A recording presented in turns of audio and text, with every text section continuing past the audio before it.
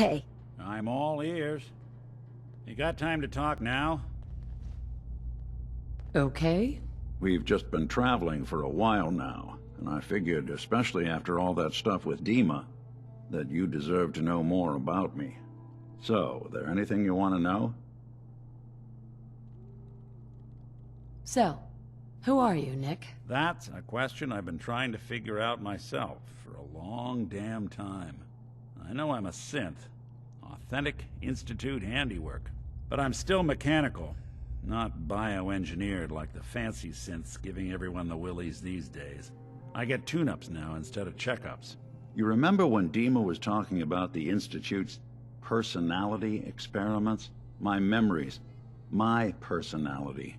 They're all lifted from some cop who volunteered for an experiment back before the war.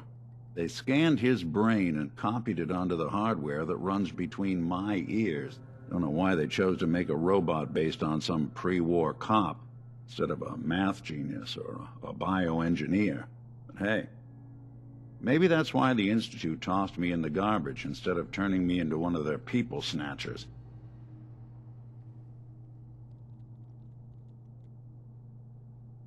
That's terrible.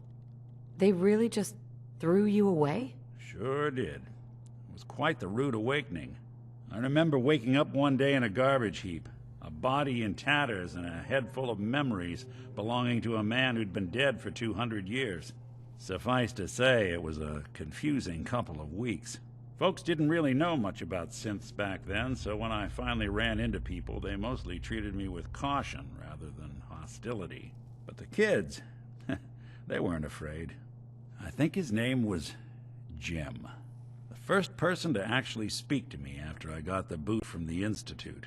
My first human contact in this world. Grilled me for an hour.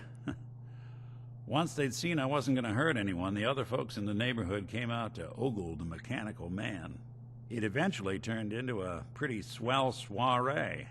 A local mechanic even gave me a once-over, free of charge. Those people, they treated me like a human being. I've been trying to return the favor ever since.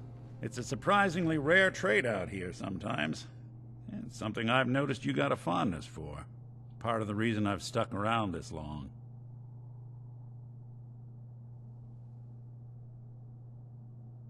If you're good to people, they'll be good back.